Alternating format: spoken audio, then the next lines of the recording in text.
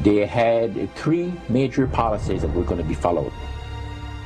First, Lucifer says, we have to make sure that people, humans, get to believe that Satan and his angels do not really exist. You know, Roger, that's interesting because a recent research study report that I read indicated that in a national survey, I believe it's over 75% of people do not really believe in a real tangible devil.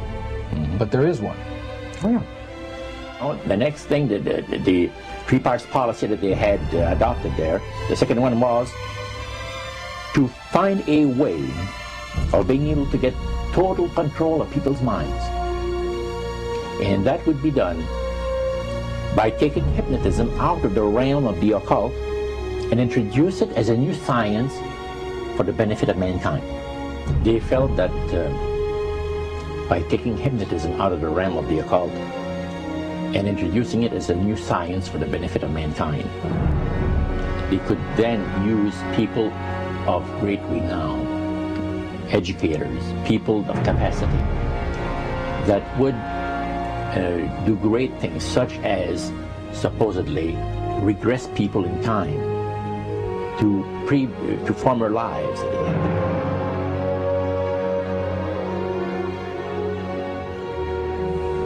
And of course, after the session is over, the person would not know a thing about ancient history. And the person she or he has talked about performing, certain deeds, let's say 3,000 or 4,000 years ago.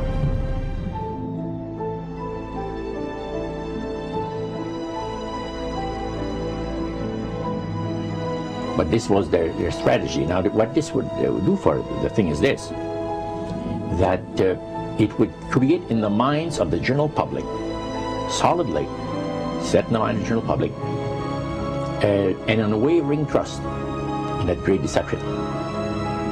So now this would be a way of de-Christianizing the Western world through the avenue of mysticism. The three things were, number one, that they did not want Satan did not want the human family to think that he or his angels existed. Right. The second point that you made had to do with taking control of people's minds. That's right. The third point was what?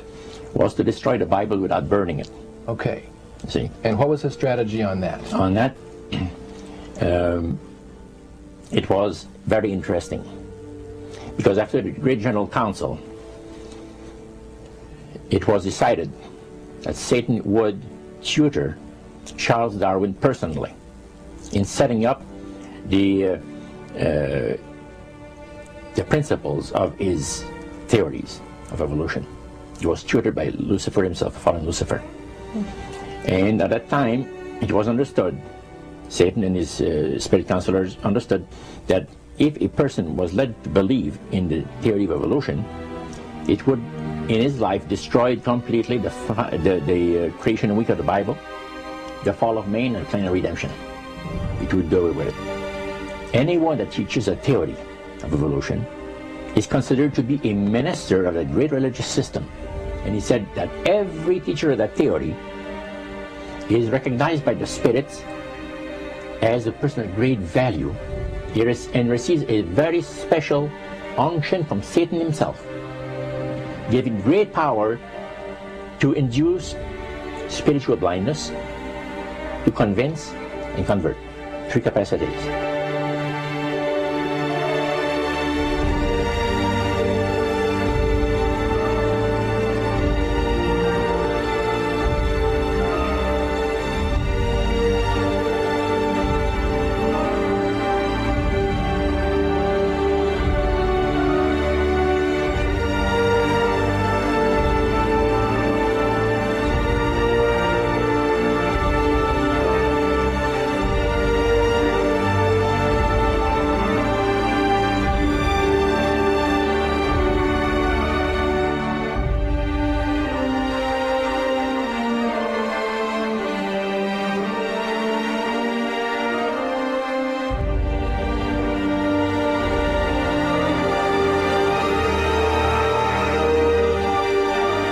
This is the grain plane, the master's grain plane. for harvesting the nations, for harvesting the multitudes of the earth into his cause, just before the close of the great controversy between the forces of good and evil. It's going to be done in a unique manner. This grand plan is going to take people are going to eat the stuff, because it says spirits, demon spirits, will declare themselves to be inhabitants of far distant planets in the galaxies that are coming to warn the inhabitants of planet Earth of the impending destruction of the planet, unless something seriously proper is done to avoid it.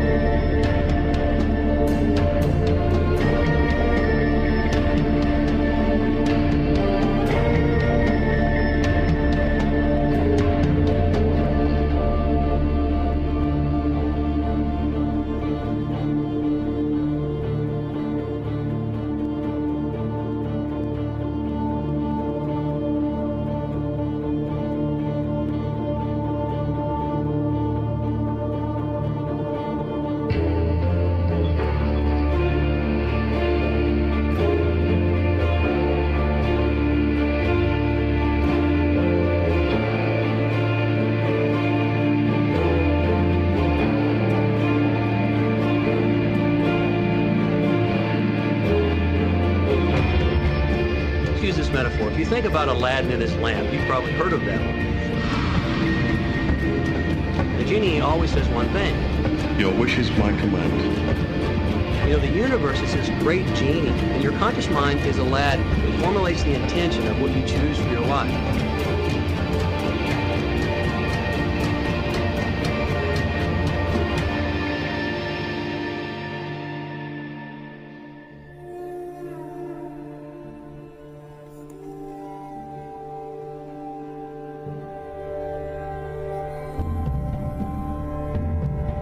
At the very heart and core of all these secret societies lurks the Kabbalah. It is a method of encoding information through a system of mathematics and numbers. These people that belong to the secret societies never dared to write down in any language what they knew, what it was that they were guarding, because then someone could steal it and then the secret would be out. So they took this knowledge and they made it occult through a system of encoding, encryption, one of which is mathematics, numbers. Another is architecture.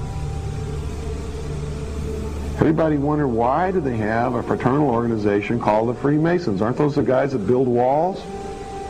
You bet they do. But every wall they build contains the secrets that have been kept and maintained throughout the ages, and it's encoded in the architecture and in the measurements of the buildings and in the mathematical formulas used to derive the geometry and the shape, the length and breadth and height of rooms. It's all encoded there.